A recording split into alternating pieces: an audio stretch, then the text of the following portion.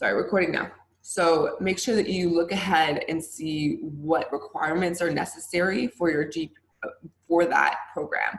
Like if you want to go and get a master's in social work, usually they want to see some type of community service. So make sure that you know kind of the requirements of what they're expecting. That way you don't get to where you're, or like sometimes medical programs want like clinical hours. And so you don't want to get to where you're applying for a master's and then you need 500 hours of clinical hours and you have to postpone your master's. So just make sure you're looking ahead for what academic programs and requirements that you need. Okay.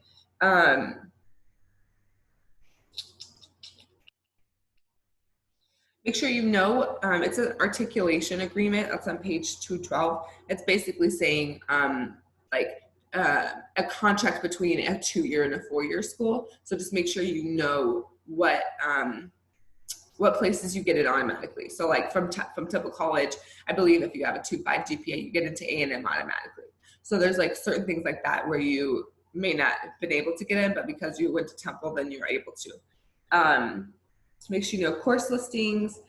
Make sure you take a look at the college advisor vocabulary. A lot of times it says, or on page 213, in the middle of the page, it says if you find that your advisor aren't a good match and you know of another advisor who is willing and qualified to advise you, you might consider making a switch. Just be sure you've given your original advisor a chance. It's not your advisor's fault, for example, that you missed your only chance this year to take astronomy, right? So don't take it out on them. Similarly, even though you may not like your advisor's message, you need to take the science course. That doesn't mean that he or she doesn't have your best interests at heart. So if you feel you can trust and speak with your advisor, frankly, you and your college career will have gained a valuable ally. So make sure that I would make sure you like choose an advisor and that's the person that you connect with.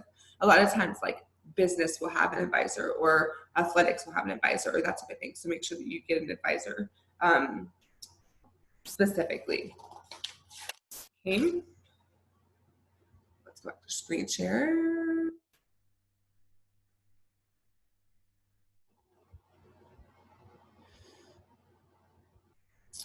Take a checklist of questions with you, and then remember that you're responsible for your college career. Like if you don't go either college advisor within the first couple of weeks of registration opening, it's not their fault that you couldn't get into a class, right? So make sure you're taking ownership of your process. And we're going to talk about power learning steps of choosing your courses in your major. So the prepare before you take your college courses in your major would be meeting with your advisor. There's a checklist of questions that you might want to look at. And then here's organizing your college and organizing to take classes for your major. One of the try-its is for you to write down your prerequisite courses and then required courses, basically for your own major. And so it should be really helpful to you. What courses do you need to complete your degree? At Temple, you can choose to graduate or you can transfer your credits to another school. I don't know if you knew that. And so if you get your 60 hours or 48 hours, I think, of credit, whatever you need, if you complete your major at Temple, then you can graduate. If you choose to simply transfer your credits, that's totally normal as well. Okay, and then use your transcript to determine what you've completed and what still needs to be done. Because a lot of times people are like, yes, I'm doing school, feeling so good, and they haven't looked at their classes and they don't realize they still have 3 semesters left. So just make sure you know where you're at. Okay, page 216, this is the work, is choosing next term's courses. Schedule meeting according to your core classes, so make sure you're taking the classes you have to have first, and then electives. I definitely recommend looking at electives. I think that you should leave college with lots of experience, like take a ceramics course because it's just really fun and you're gonna need an art course, right? So make sure you're taking electives that will be fun for you. Decide on the time, meet with your advisor, and then have an alternate classes selected in case your first choices are not available. You can actually, if you didn't know, you can actually pre-select your courses online on T-Connect and then basically just register for them I think it's the week before. I don't know the exact process, but you can actually go onto T-Connect and register for classes early if you were not aware. That way you make sure that you get your classes. Okay. Drafting a personal schedule. Electives are courses that are not required, just so you know. If you need to like fill your schedule with something that is fun for you, but you like if you like to draw or you like to, I mean, I don't like math, but some people like, just take a math class, that type of thing. Most people only take scheduled courses though. Okay. This is an example of a course schedule and like a transcript GPA. Advisors mostly do this for you, so you don't really need to worry about that. Okay, and then you evaluate your schedule. Are you enrolled in the courses that you think you are? So really double check, because a lot of times you can schedule like 1302 and you need to be in 1301, but our advisors are pretty good about that. Make sure you're in the classes you wanted. Are there any time conflicts? This is helpful because you generally don't do this. The advisor will do this for you. And then make sure that you're registered for the number of credits to maintain your student status for financial aid. 12 hours is what's required. So make sure you count up the hourly credits so that you can get financial aid and be full-time status. Okay. If you need to drop in a course, do officially and on time. Don't just like not come to class anymore. And if you know people that are doing that, make sure that they're doing it, because like a W means I'm choosing to leave the course, and F means I fail the course. And so you just make sure your W doesn't affect your GPA, and you can retake the course, where an F affects your GPA. Okay. On page 222, there's a list of kind of what do you do if you can't get into the courses you need to graduate. Act right away and look for a creative solution. Find other classes that are still open that meet the same requirement. So like, let's say that you need a hard science class and you need one more hard science and you would rather take geology, but the only one that's open is chemistry. You don't want to take chemistry, but it's kind of like you have to take it anyway. So speak with your advisor with the course and make sure you're taking a required course at another college if you need. A lot of students will delay their graduation so that they can graduate. They can actually graduate. I don't recommend taking classes in the summer. I mean, you can take classes in the summer. We're going to be going to an 8-week model this next fall, so it's going to be a little bit different and maybe easier to transition. But if you do take classes in the summer, I recommend taking them on campus, simply just because summer is already like mentally like free and fun. I think about the SpongeBob fun song. I have nieces and nephews. You know, talking about like F is for friends, so do stuff together. That's why I feel that summer is just like flowers and rainbows, and everyone's like so distracted. And so, so if you do take classes in the summer to kind of speed up your graduation date, I recommend taking them on campus. And I wouldn't take more than one at a time if you've never taken a summer course or an 8-week course. I got ambitious in college. I was like, I'm gonna take both governments at the same time. I hate government. I'll knock it out. It'll be great.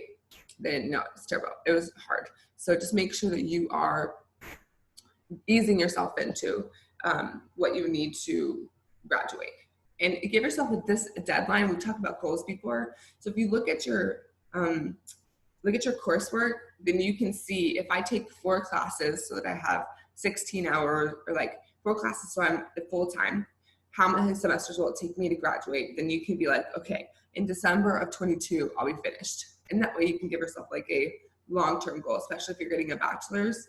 Then, and when people ask you, you're like, oh, when are you graduating? You're like, I don't know. So make sure you know, because then you have a long-term goal. Okay. Let's go back to here.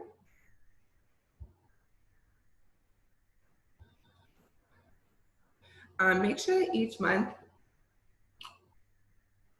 it says learning what you love and loving what you learn. On page 222, I'm going to read at the bottom. Taking stock of your course studies is not something you need to do every day, once a week, or even once a month, but you should do it at least once a term. Circulate on your calendar so you'll make sure that you'll sit down and like look at your courses and treat it no differently than any other deadline. When you take stock, answer the questions and try it for, which I think is something that you guys need to do. So you're gonna do the try it's for chapter 8. If you're satisfied with your answers, feel affirmed in the choices you made, you're on the right track. You should feel secure that you're getting the experience of college that you want to.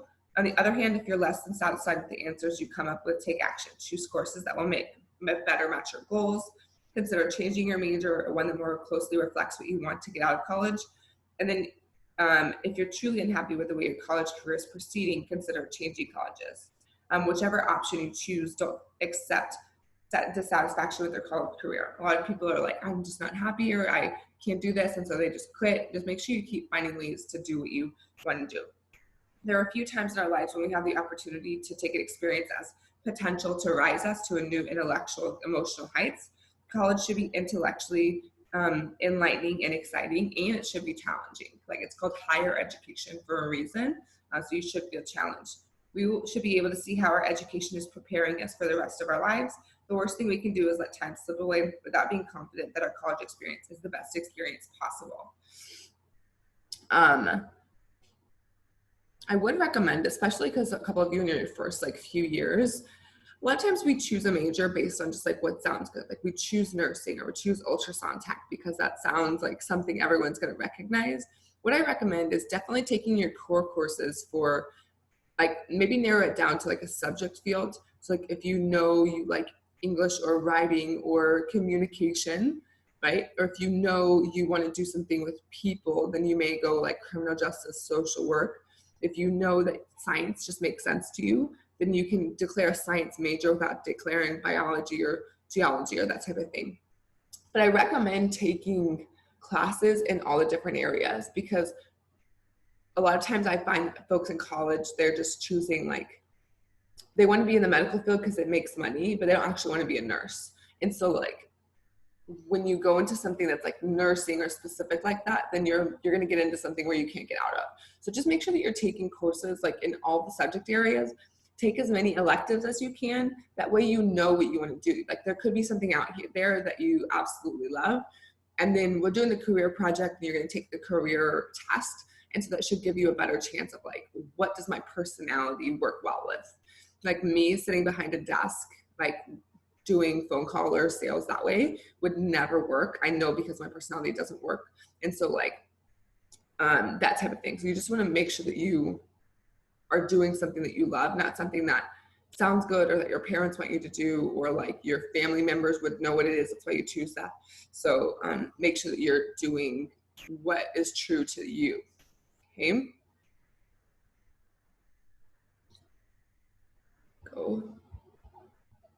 All right. Service learning. A lot of times getting into another college can be difficult, and in general, we want to make sure we're involved in our community. So really talk about in college to do at least some type of service learning. It looks really good on your resume too. If community service and you don't really have a heart for people, it's a great resume builder, especially if you're trying to get into a major or maybe a fraternity or a sorority later on. And if people want to see that you have experience. Also, if you don't work, being in some type of volunteer service is really helpful. So see if you can engage in community service and get college credit. A lot of times the teaching field does a lot of this, or you can do volunteering. And so there's a couple different ways that you can do that. There's a couple of shelter rooms and things like that. So if you haven't really got into being a part of your community, then I would suggest to definitely take a look at service learning possibilities in Temple, Bell County, surrounding areas. Okay. When you are doing service learning, just make the most of your experience. Ask questions, make sure you're engaging with people, try not to have a judgmental mindset when you come in.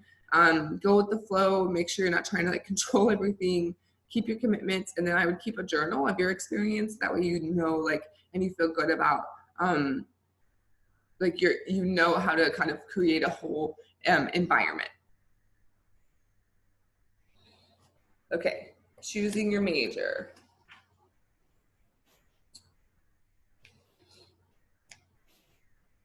So on page 227, it's not in here. If you have your book out, go to page 227. There's a table here. It talks about employer priorities and consensus, meaning like what they think on college learning outcomes. And so what it's saying is that the people that have careers out in the knowledge of human cultures in the physical world,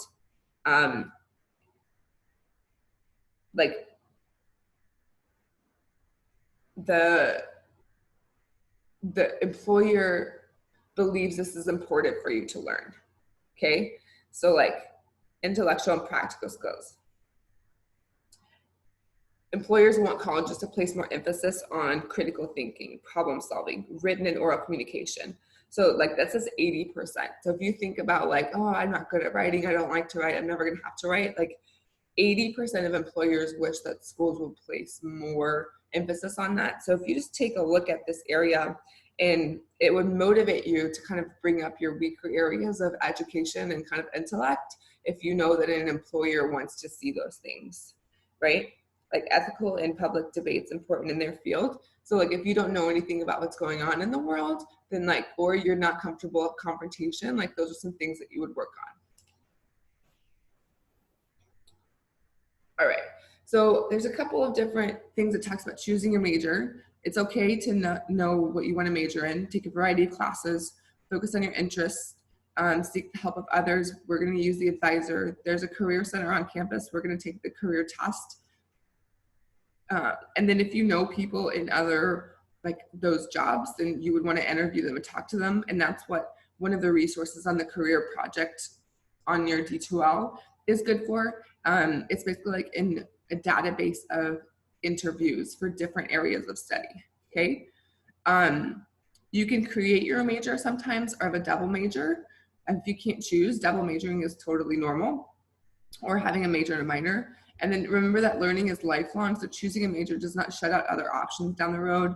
Oftentimes people get a degree and the college experience is what they want, and then you find a job that is not in your field. And so that doesn't make you a failure. It's really, really normal.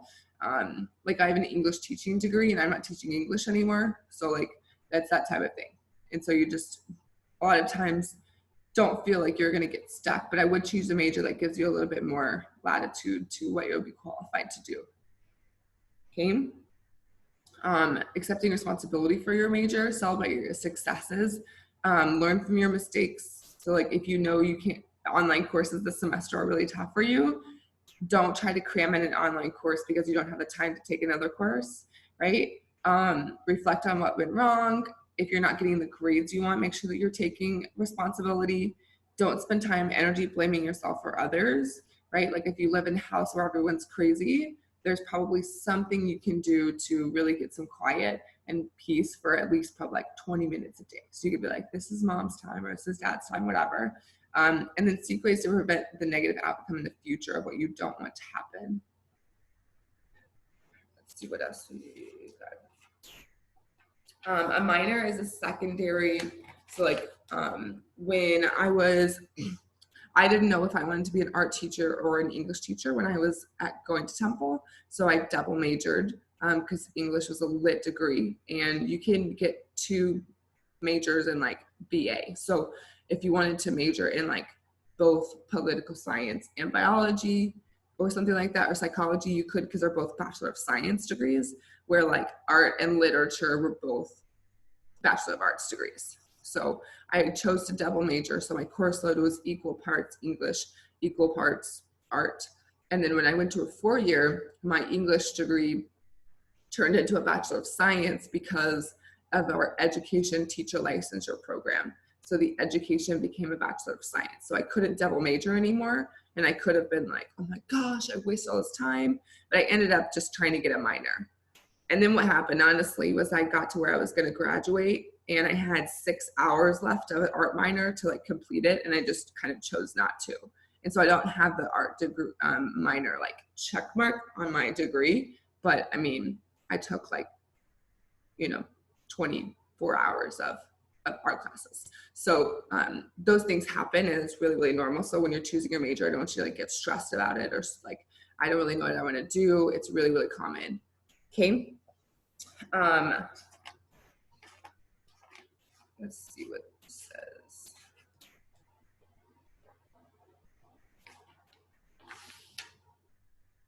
Yeah. Just because of the time frame on here, and I think I can transfer the video if I have a shorter video. That's all I have for chapter 8. Again, we're going to do we might switch them actually and just do chapter 10 next week, and then you won't have anything except for the career project, and then we'll have an exam after that. So I will keep you posted on all of that. We'll have an exam in the next 2 weeks or so. And then you'll have a little bit more time between your final exam, because really the first week in May is finals week. So we really only have like 4 or 5 weeks of class left. And so we need to get that third exam in, and then you'll have your final exam. You guys have questions? How are you guys doing? Are you guys like hanging in there? Surviving? You can unmute yourself and speak. We have a few minutes if you like want some face-to-face communication. You guys are doing okay? Tia said yes. Hanging in there. I'm bored out of my mind, but that's just me. If you guys didn't know, Frankie went back to her home country. So she's like, oh, what time is it there, Frankie, right now? She's gonna type in the chat. Oh, it's like 5:30 a.m. Or p.m. p.m. Okay. Yeah, so it's like my afternoon over there. She's like, she's like, you guys are virusy gross. Okay, well, no, just, but yeah, so make sure you look at D2L. And everything is always due on Sundays, so make sure that you know that. And then you have a career project. It's really simple. I just want you to research those 3 different like sources, and then we would be doing presentations if we were in person. And so you're just going to type up a presentation. So you can type it up in an outline form as if you were going to speak, or you can type it up in a like PowerPoint. Okay. And then there should be a Dropbox. I might have forgot to put that up, but I think that there should be Dropbox. Okay. And so I will double check that. If you were going to tell someone about the career, that's all the information that you would put on there, right? Like, what's the definition of the career, right?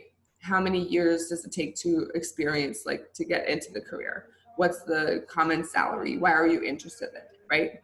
So you're going to do a career project on a potential career that you might want to do, and educate me, really, because I'm going to be reading them. Like, normally we would present them to the class, okay? And make sure you look at the due date. I believe they're due on April 10th, so that you guys didn't have the whole weekend to like gotta take a break from homework. Okay?